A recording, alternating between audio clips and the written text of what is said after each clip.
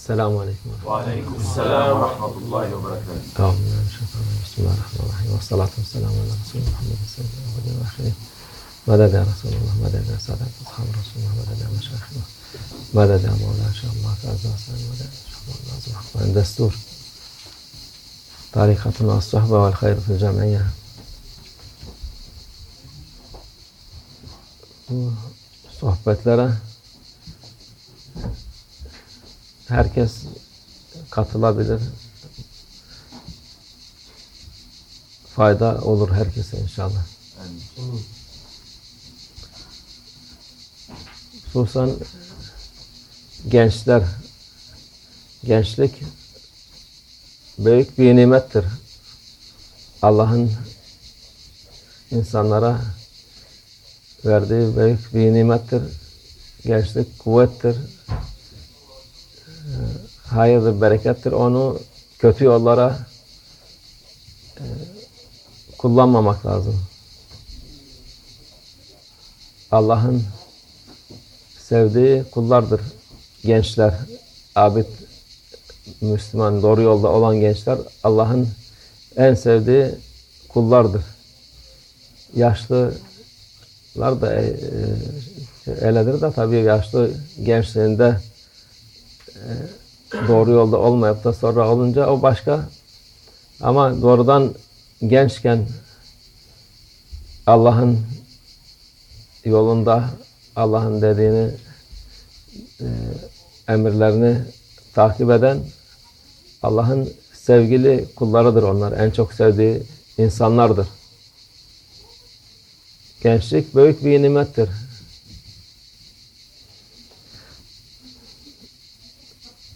Yaşlanınca anlıyor insan ama bazıları da tabii yaşlanmadan da gidebiliyor. Yani illa da yaşlanacak diye bir kaide yok. Gençken daha yaşlanmadan da dünyayı değiştiriyor, ölüyor, gidiyor. Onun için bu kıymet bilmek lazım.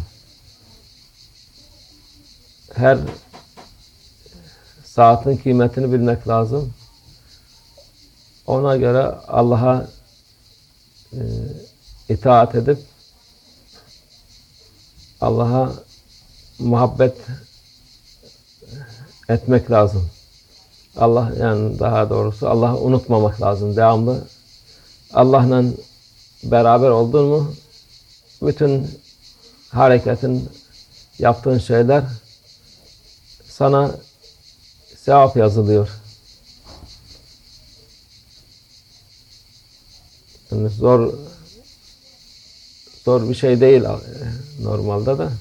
Şeytan çok zor gösteriyor. Kendi işleri daha zordur şeytanın. Para peşinde koşmak, milleti kandırmak, şunu yapmak, adam öldürmek, adam hırsızlık yapmak kolay işler değil onlar. Ama onlara şeytan öyle güzel gösteriyor ki insanlara bütün kötülükleri kolay zannediyor. Halbuki o esas zor onlardır. Normal insan için, salih kul için o şeyi yapmak çok zordur. Hiç kolay değil.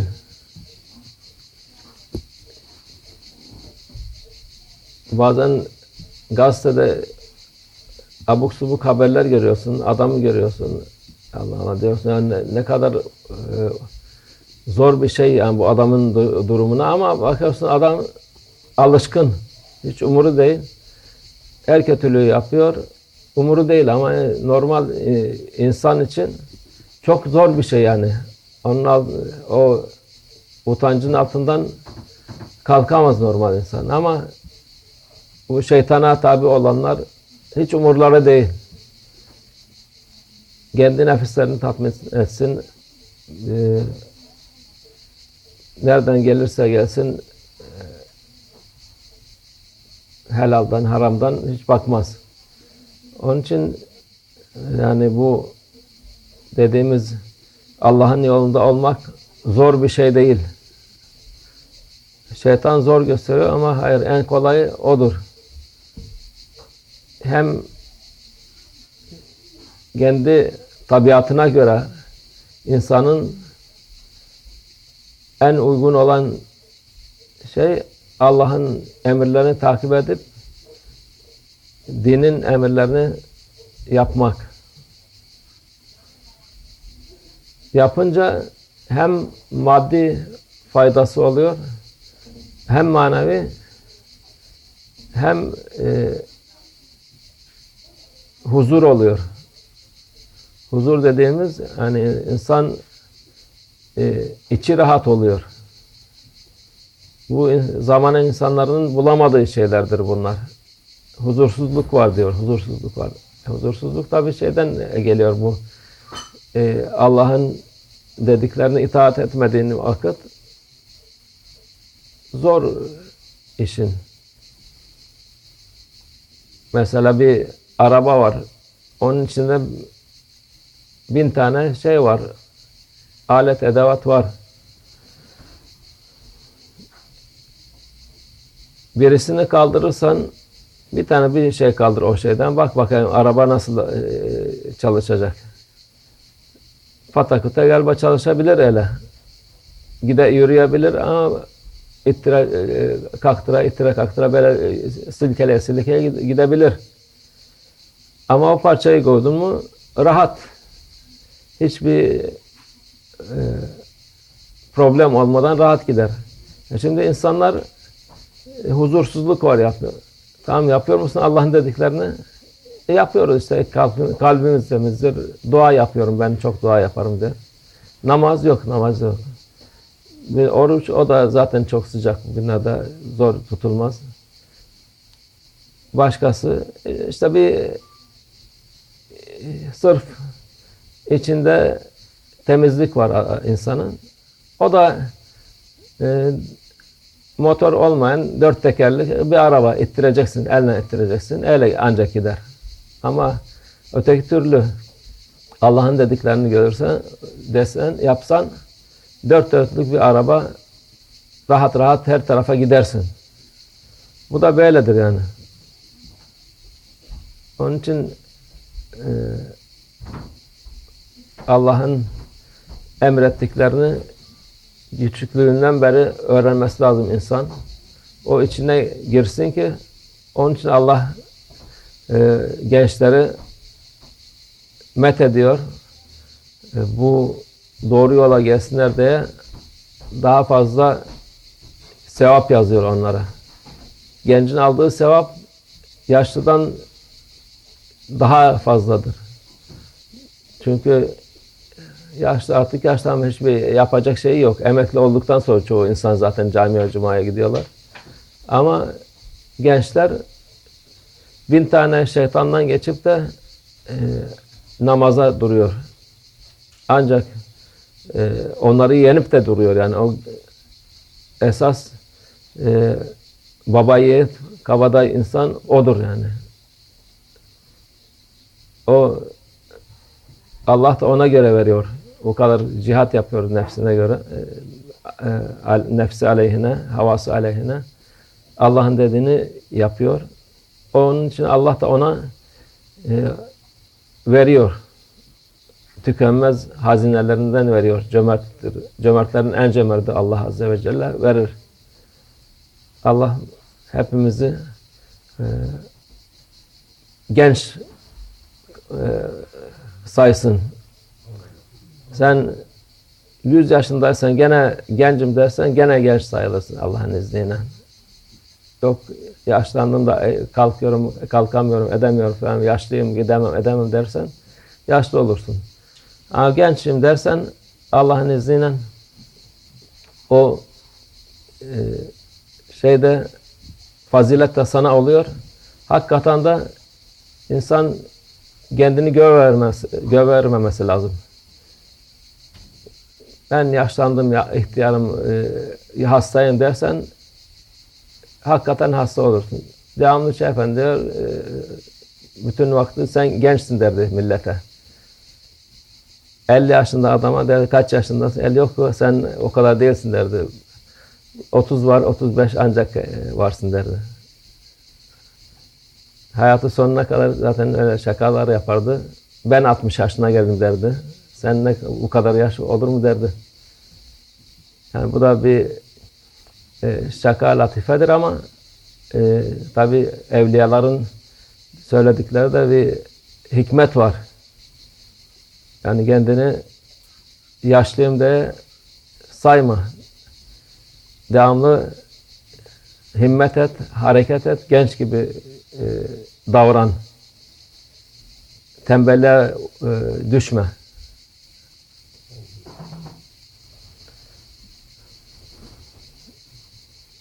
Today we speak about to be young. Prophet sallallahu aleyhi ve sellem and Allah azza ve celle, they praise young believer. They are most precious for them. To be young and to be worshipping and following what Allah ordered, it is not easy, because young and everything strong, and his ego big, and his everything like fire, he can do anything. But when just following what Allah ordered, Allah, they are precious for him. Because to follow their ego, shaitan and ego making it easy. But it is not easy, really. If you cheat people, if you lie, if you kill people, if you steal from people and doing bad thing, it is not easy. It is very difficult for normal people to do it. But for who they are following their ego and shaitan, it is very easy for them to do what they are doing, cheating people and stealing and making every bad thing. It is very easy for them. But for real good people, it is not easy. Even when you saw in newspaper or TV, some people, they're doing something bad, and sometimes you feel very bad. You put yourself behind like them, but they are not caring. They are doing this normally. When if they caught, they are sorry to be caught, not to be because they are doing this wrong thing. But it's not easy for normal people, for good people, to do what they are doing. For normal people, it is easy to follow what Allah ordering. Allah ordering to every good thing for benefit for human being. When you do good thing, it is good for you spiritually and physically and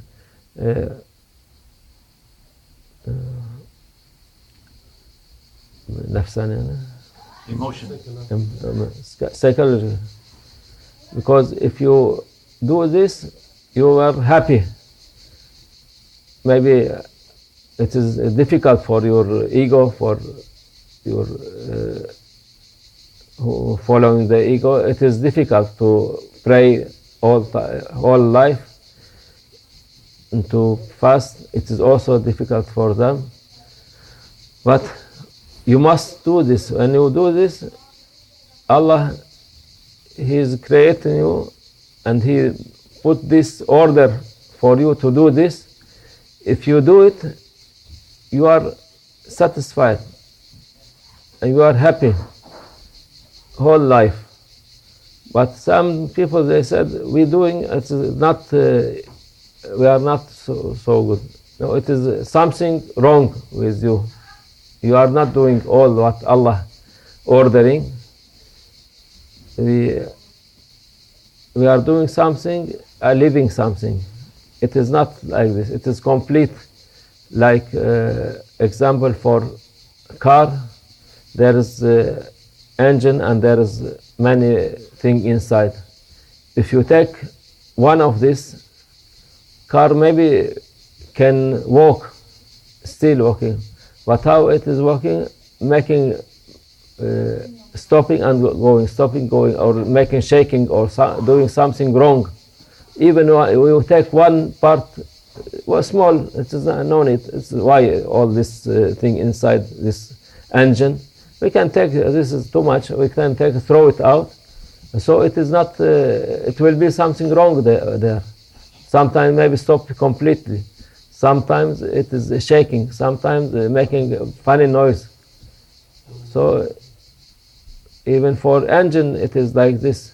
How you are not making even 5% from Allah what He ordering, and you are saying it is not good. Even Allah is not want 100%.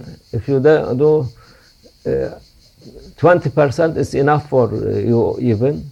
But people that are not doing 1% from this, and they're saying we are not good.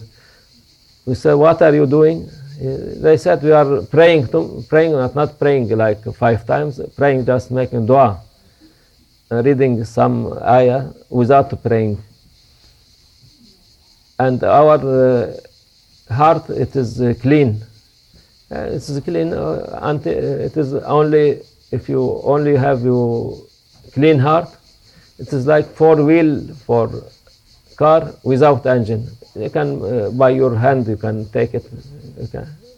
It is like this. But important to do what Allah is saying and ordering, you will be happy. Happy here and happy after here also, in real life, in paradise, inshallah.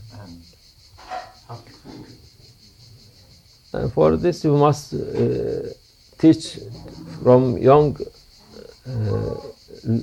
age for our children, even young people, to come to right way. And even because Allah Azza wa Jalla, He like young one, and He said, we inshallah all life we must be young. You must be following as we are young, and to do what Allah ordered without stopping, or we say we are tired, we are old people, we are sick people, we are ill. No, it is not good. And Maulana all time he was joking, and when asking to somebody, how old are you? I said 57. Oh, no, I am 60. He said, you must be 30. So wisdom in this joke, even to feel you are young, and you must follow what young people doing without be tired. And it is really many people now, I say, we saw from who are not in Islam, they said, we following, you feel and to do like young, even after 60 years, they become strong people also. So it is wisdom, and Allah accept us as young people doing, inshallah. ومن الله التوفيق. الفاتحة.